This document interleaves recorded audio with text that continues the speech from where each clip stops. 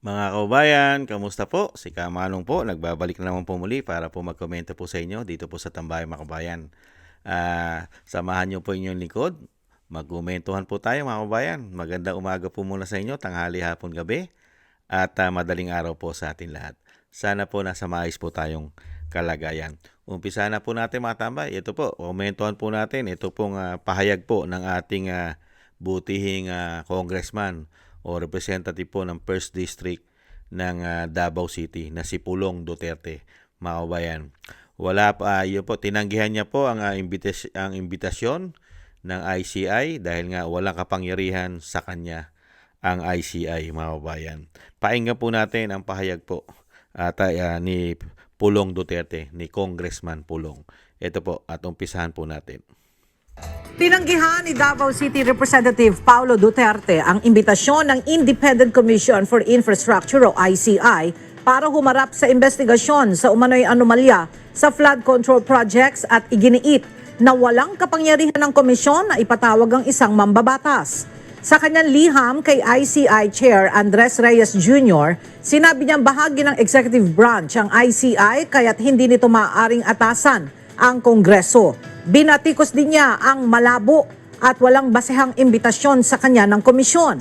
Giit pa ni Pulong, dapat imbestigahan ng ICI si Pangulong Ferdinand Marcos Jr., ang kanyang pamilya at si dating Speaker Martin Romualdez batay sa mga alegasyon ni dating Congressman Zal Deco kaugnay ng flood control projects mula 2022 hanggang 2025. Tinawag din ito na political propaganda at harassment ang ICI na anya ginagamit umano ng Marcos administration para ilihis ang issue at pahinain ang kanilang pamilya bago ang 2028 elections. Hindi pa naglalabas ng tugon ang komisyon hinggil sa mga pahayag ni Congressman Duterte. Totoo naman po yung mga tambay. Talagang pamumulitika lang naman po talaga ginagawa. Mga bayan, ang issue po ng korupsyon ay nasa kanila. Lahat po sila ay nasasangkot sa korupsyon. Hindi po ba? Lalong-lalo po ang first family, magmula po sa Pangulo, kasama po ang anak at ang asawa, mga kabayan. At may issue pa ng pulburon. Pero ang ICI, never pong iniimbestigahan at tinututukan po yan. Lahat po ng issue po ng Malacanang na sa korupsyon. Bakit kaya? Lalong-lalo po yung dating speaker, mga kabayan. At ito pa po yung pahayag po dyan ni Pulong, mga tambay. Yung kanya pong statement po nung nakarang araw, ito po. Kaya po may totoo po lahat ng sinasabi ni Pulong Talagang pamumulitika. Dahil nga po, pilit po silang pinababagsak. Dahil pag nakabalik po sa Malacanang ang isang Duterte na naman, yari po silang lahat. Lalong-lalo po ang makakaliwa, magnanakaw, mga mandarambong, mga kabayan, at mga hindi nagbabayad ng tamang buwis. Yari po yan, mga kabayan. Ito po, tingnan po natin yung statement po ni Pulong, mga kabayan. Yan po, yung statement niya po dahil pinupuruhan din po siya at pinupolitika ng grupo ng Makabayan Black. Ano po ang sabi ni Pulong sa kanya statement nung nakaraang araw?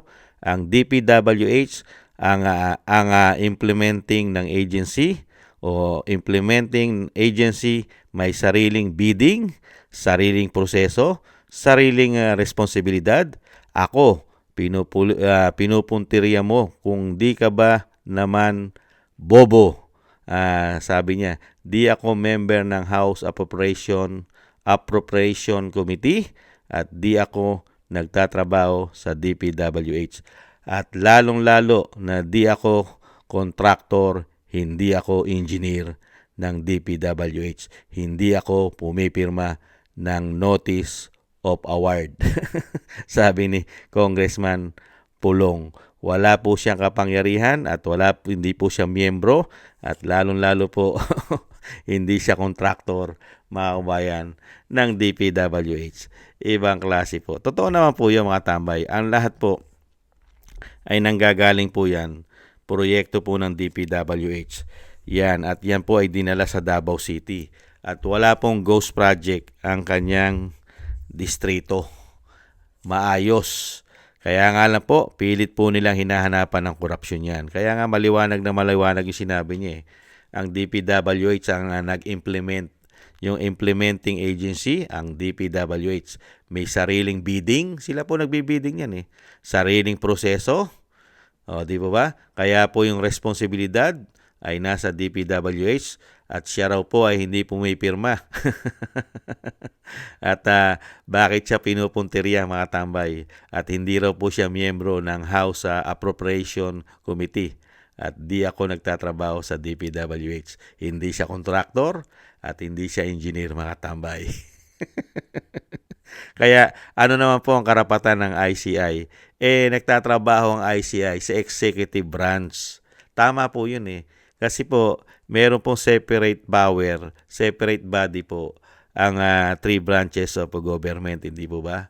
Ang judicial, ang executive, di po ba? At ang legislative.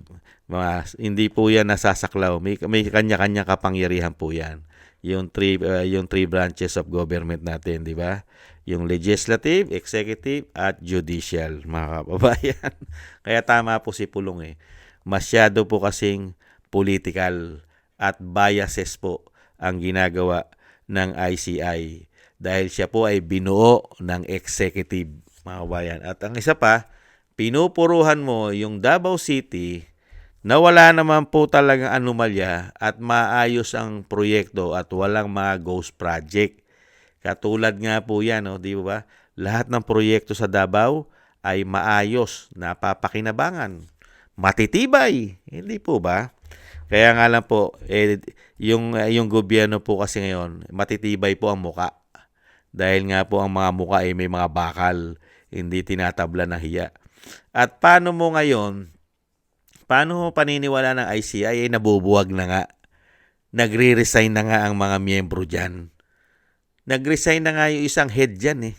Di ba? Si Singson, yung dating DPWH secretary sa panahon ni Pinoy. Di ba? Si Singson, kamag-anak ni Chavit. Nagbitiw na nga eh. Dahil nga po, nahihiya na siguro. Dahil nga hindi nila maimbestigahan yung mismong ugat at ulo ng korupsyon. Di ba? Yun ang tinutumbok eh.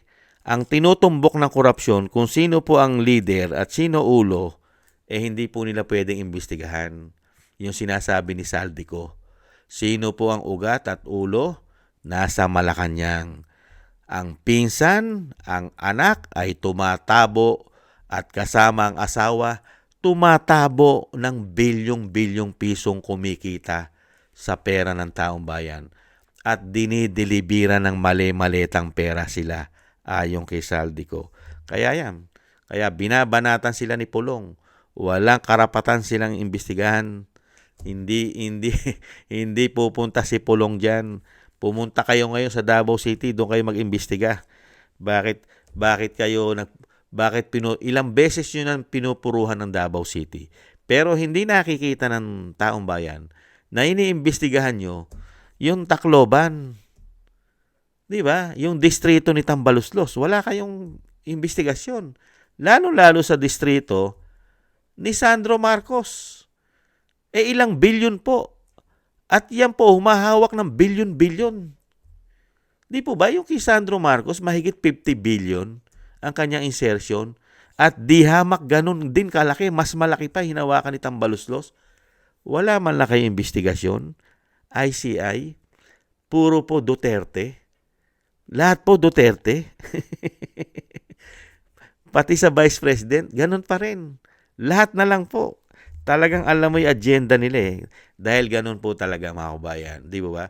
Pagka ikaw ay isang damo ka lang kasalanan mo, tapos alam mo na ang papalit sa iyo ay matino, at ang papalit sa iyo ay galit sa korupsyon at galit sa magnanakaw, talaga pong lahat ay gagawin mo para ito'y masiraan at pabagsakan at pahinain ang kredibilidad sa taong bayan.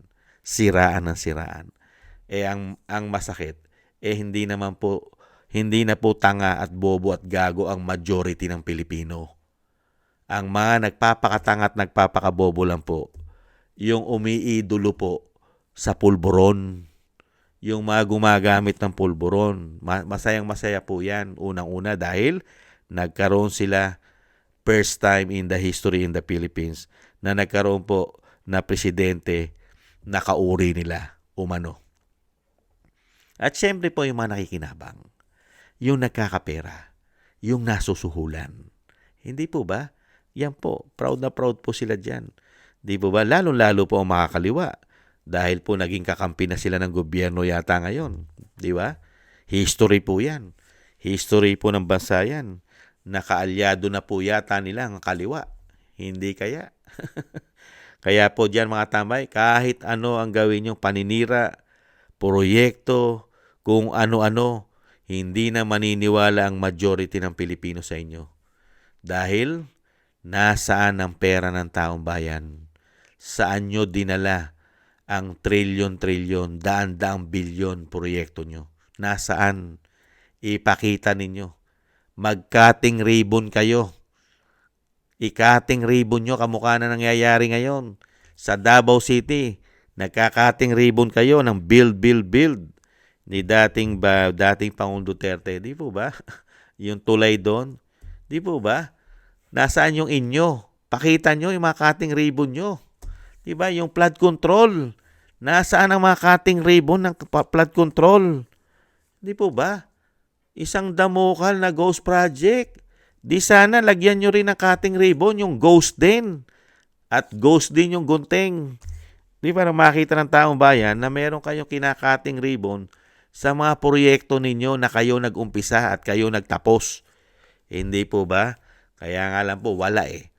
Pagka walang ipapakita at putok na putok ang korupsyon nila, maghahanap sila para ma-divert ang issue at yung issue ng korupsyon nila ay mapunta rito sa mga Duterte. Hindi po ba? Yan po mga tambay, ang pahayag po ng butihing congressman ng Davao City na si Paulo Duterte. Wala siyang tinatago, malinis ang kanyang proyekto, pilit lang po nilang pinarurungis dahil intention, meron silang malalim na intensyon sa mga Duterte. Hindi po ba?